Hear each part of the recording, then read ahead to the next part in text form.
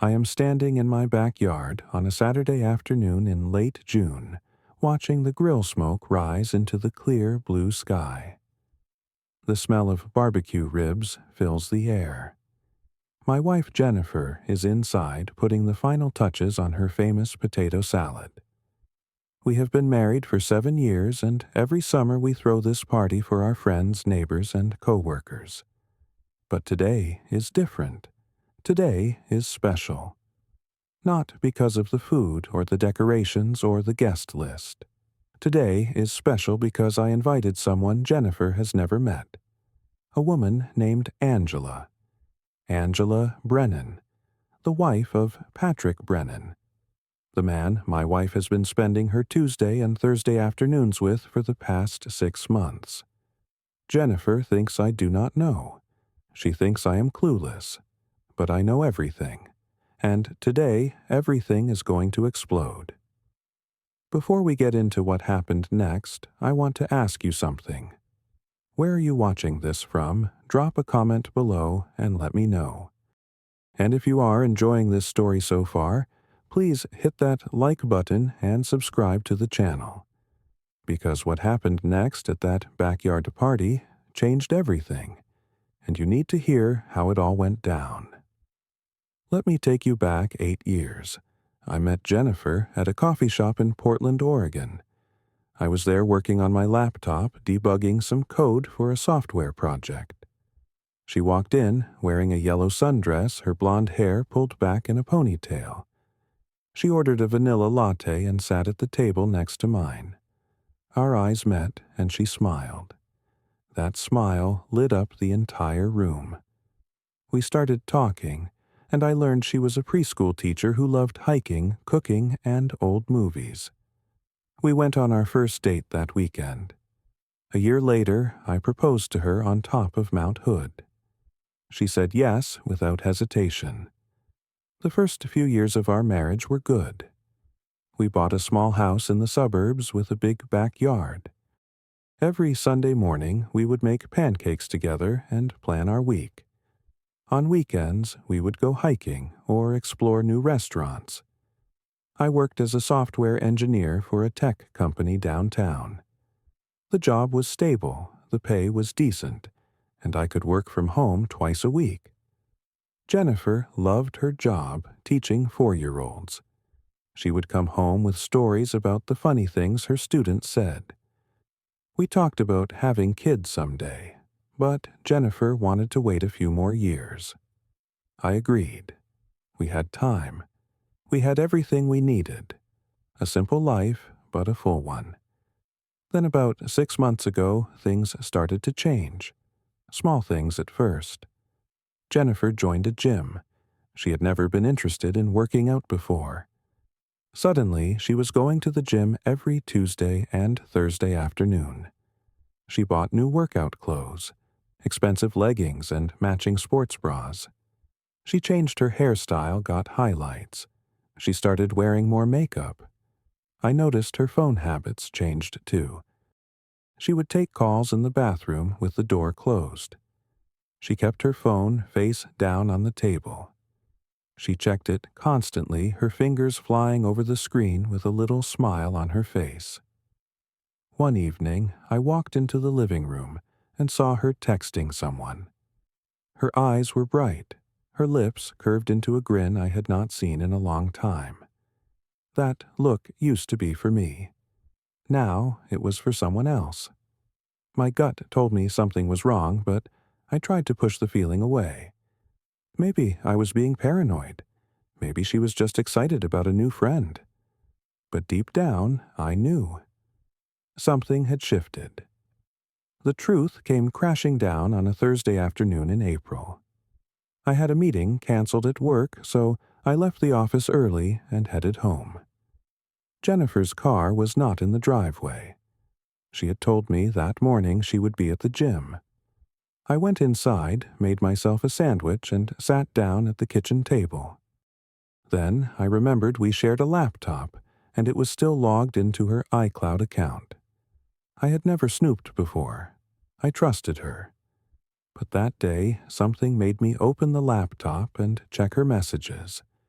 There it was, a conversation with an unsaved number. The most recent message said, "Cannot wait to see you this Thursday. Patrick misses you." I scrolled up. Message after message. Sweet words.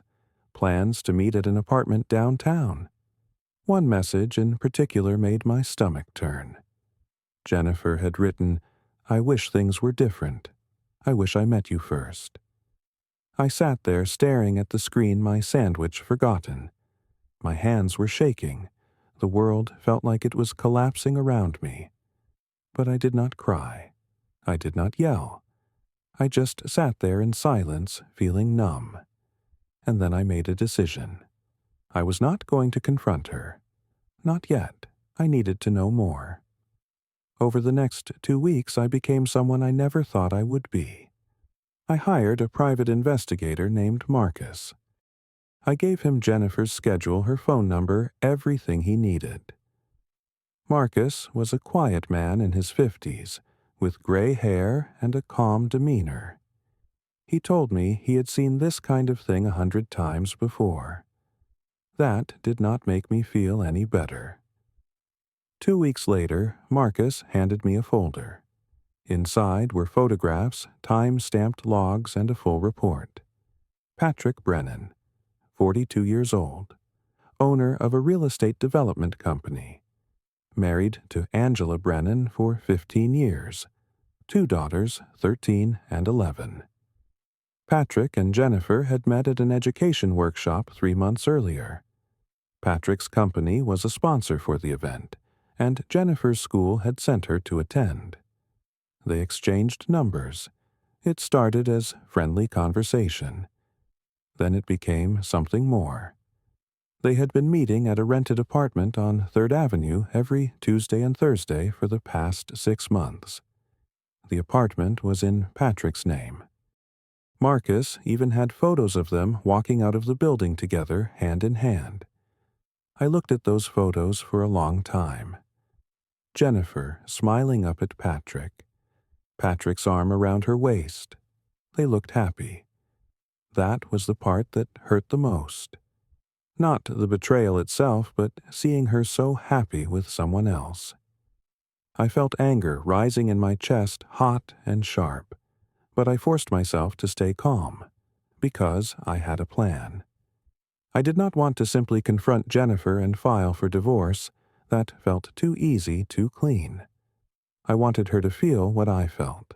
The shock, the humiliation, the betrayal, but not in private, in public, in front of everyone. That is when the idea came to me. Our annual backyard party. Jennifer loved this party. She spent weeks planning it, inviting friends, co-workers, neighbors. She took pride in hosting. It was her event.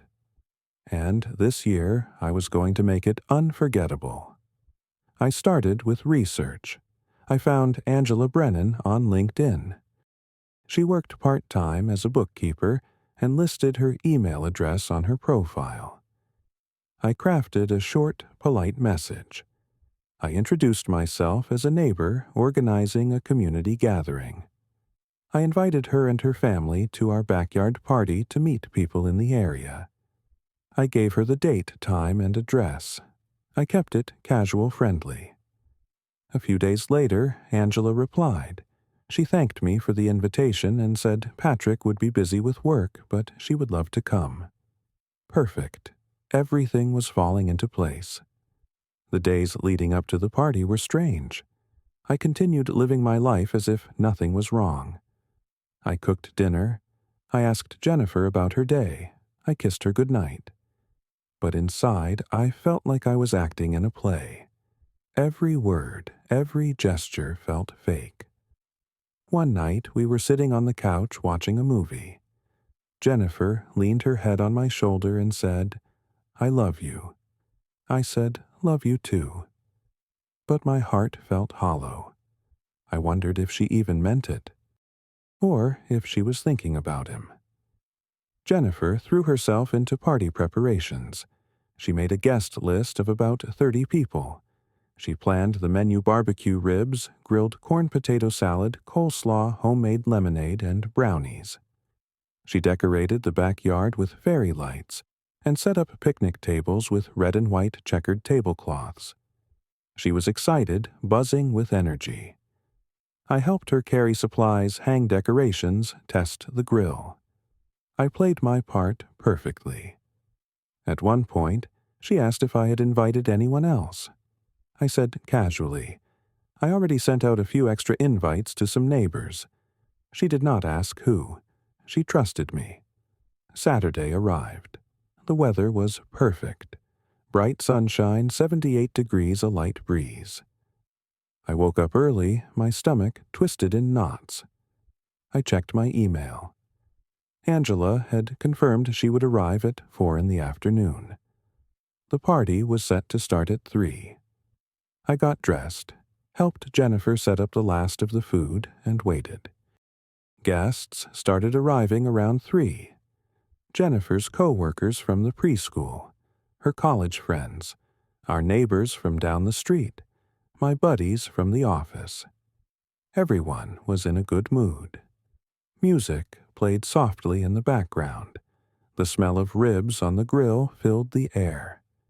Jennifer moved through the crowd in a yellow floral dress, smiling and laughing. She looked beautiful. She looked happy, and she had no idea what was coming. I watched her carefully. Her phone buzzed several times. She would glance at it, smile, and type quick responses. I knew who she was texting. Patrick, probably telling him she missed him, probably wishing he was there instead of me. My jaw tightened, but I kept my face neutral. 4:15. A woman I did not recognize walked into the backyard. Angela Brennan. She had brown hair pulled into a low bun, wore a light blue cardigan over a white blouse, and carried a bottle of wine. She looked around, a polite smile on her face. My heart pounded. This was it. I walked over to Angela, extending my hand. Angela, thank you so much for coming. I am Campbell. She shook my hand warmly. Thank you for inviting me. This is lovely. I led her through the crowd, introducing her to a few people. Casual small talk, the weather, the neighborhood. She seemed nice, genuine. I felt a pang of guilt, but I pushed it aside. She deserved to know the truth. Jennifer was still across the yard talking animatedly with a group of her teacher friends. She had not noticed Angela yet. I let Angela mingle for about 10 minutes, giving her time to settle in. Then I guided her toward Jennifer's group. I spoke loudly enough for Jennifer to hear. Jennifer, I want you to meet someone. This is Angela. She is new to the area. I thought it would be nice for her to meet some people. Jennifer turned her smile bright and welcoming. Hi, Angela. Nice to meet you. Angela smiled back. Nice to meet you too, Jennifer. They shook hands. The moment felt surreal. My wife and the wife of her lover standing face to face, neither knowing what was about to happen. A few of Jennifer's friends joined the conversation. Polite questions. What do you do? How long have you lived here? Angela answered easily. She seemed comfortable. Then Angela asked, So, Jennifer, what do you do? Jennifer replied, I am a preschool teacher. I love working with kids. How about you? Angela said, I work part-time as a bookkeeper. Most of my time goes to taking care of our 2 daughters. They keep me pretty busy. Jennifer nodded politely. That sounds wonderful. How old are they? Angela smiled. 13 and 11. They are great kids. My husband Patrick runs a real estate company, so he works long hours. Do you know him, Patrick Brennan? He does a lot of work with schools around here. The air shifted. Jennifer froze. Her smile faltered. Her face went pale. She stammered, Patrick Brennan. Angela nodded oblivious. Yes. Do you know him? The silence stretched. Jennifer's eyes darted to me, wide, terrified. I looked back at her, my expression calm. I thought it would be nice for you two to meet. Her friends looked confused, sensing the tension but not understanding it. Angela's smile faded slightly. She looked between us. Is everything okay? I turned to Angela, my voice steady. Angela, I think there is something you need to know. Jennifer and Patrick have been meeting each other every week for the past 6 months. The words hung in the air like a bomb. Angela stared at me. What? Jennifer's hands were shaking. Campbell, please. I pulled out my phone, opened a folder, and handed it to Angela. These are photos from a few weeks ago. Angela looked at the screen. Her face went white. The photos showed Jennifer and Patrick walking hand in hand, kissing outside the apartment building. Angela dropped the phone onto the table. Her voice was barely a whisper. You are lying. I shook my head. I wish I was. They meet at an apartment on 3rd Avenue, every Tuesday and Thursday afternoon. Angela turned to Jennifer, her voice rising. Is this true? Jennifer's eyes filled with tears. Angela, I am so sorry. I did not mean for this to happen. I never wanted to hurt you. Angela stepped back, her hand covering her mouth. You are sleeping with my husband. Everyone at the party had gone silent. All eyes were on us. Jennifer was crying now, her whole body trembling. It is not what you think. Angela cut her off, her voice sharp. Not what I think. My husband has been lying to me for 6 months. And you have been helping him destroy our family. One of Jennifer's friends tried to intervene. Maybe we should take this inside. But Jennifer just stood there frozen. I spoke again, my voice cold. I have known about this for 2 months, Jennifer. I know every time you said you were going to the gym, you were really going to see him. I know about the messages, the promises. I know everything. Jennifer looked at me, her face crumpling.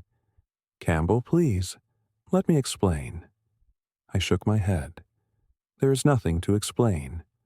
I wanted you to feel what I felt, the shock, the betrayal, but this time in front of everyone. Angela turned and walked toward the gate, tears streaming down her face. I need to leave. I need to call my lawyer. She left without another word. Jennifer ran into the house, sobbing. The party dissolved. Guests left quietly, awkwardly murmuring apologies. Within 20 minutes, the backyard was empty, except for me and my friend Greg. He put a hand on my shoulder. You okay, man? I nodded slowly. I will be. It had to be done. Jennifer moved out that night. She went to stay with her sister across town. I was alone in the house. The silence was deafening. I did not feel victorious. I felt empty. A week later, Marcus called. Angela had filed for divorce. Patrick tried to reach out to Jennifer, but she was not answering. I heard through mutual friends that Jennifer had taken a leave of absence from her teaching job. She was too stressed to work. One evening, my phone rang. It was Jennifer. I almost did not answer, but I did. Her voice was small, broken. Campbell, I am so sorry. I know that does not mean anything now, but I need you to know. I never wanted to hurt you. I listened, saying nothing. She continued, I do not know how it happened. It just did. And I know that is not an excuse. I was wrong. I was selfish. I destroyed everything. I finally spoke. Why did you do it, Jennifer? She was quiet for a long time. Then she said, I do not know. I felt lost, like I was not enough. Patrick made me feel seen, but it was a lie. All of it. And now I have lost you. I have lost everything. I closed my eyes. I do not hate you, Jennifer, but I cannot forgive you either. Not right now, maybe not ever. She cried softly. I understand, I said. We will need to get lawyers, file the paperwork. Make this official. She agreed. We hung up. I sat there in the dark, staring at the wall. Part of me still loved her, but love was not enough. Trust was broken. And once that is gone, there is nothing left to build on. The first few months after the party were hard. I threw myself into work. I stayed late at the office volunteering for extra projects. Anything to keep my mind busy. On weekends, I went hiking alone. I would drive out to the mountains, find a trail, and walk for hours. The quiet of the forest helped. The sound of wind through the trees, the crunch of gravel under my boots. It gave me space to think, to process, to breathe. One Saturday, Greg invited me to join a local running club. I was hesitant. I did not feel ready to be around people, but he insisted. You cannot hide forever, Campbell. Come on, just try it once. So I went. The group met at a park every Saturday morning. There were about 15 people, all ages, all backgrounds. We ran 3 miles together, then grabbed coffee afterward. No one knew my story. No one asked invasive questions. It was refreshing. I started going every week. One of the members, a woman named Diane, became a friend. She was in her 50s, a widow who had lost her husband to cancer 5 years earlier. She was kind, funny, and brutally honest. One morning, after a run, she asked how I was really doing. I told her the truth, about Jennifer, about the affair, about the party. She listened without judgment. Then she said, You did what you had to do. People will judge you for it, but they were not the ones betrayed. You were, and you took back your power. That takes guts. Her words stayed with me. 6 months after the party, I made a decision. I put the house on the market. Too many memories. Too much pain in every corner. It sold quickly. I moved into a small apartment downtown near the office. It was a fresh start. New walls, new space, new life. I bought a plant, hung some artwork, set up a small desk by the window. It felt good. It felt like mine. I heard through the grapevine that Jennifer had moved out of state. She took a teaching job in Colorado, far away from Portland. Patrick and Angela's divorce was finalized. He lost a significant amount in the settlement. Angela got the houseful custody of the daughters and a hefty alimony payment. I felt no satisfaction in that, just a quiet acknowledgement that actions have consequences. Jennifer and Patrick did not end up together. Their affair burned out the moment it was exposed. Turns out sneaking around was the only thing that made it exciting. As for me, I am doing better. I am not angry anymore. Anger takes too much energy. I have learned to let it go. Not for Jennifer's sake, but for mine.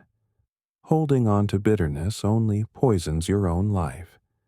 I have learned that forgiveness is not about saying what someone did was okay. It is about releasing the hold they have on you.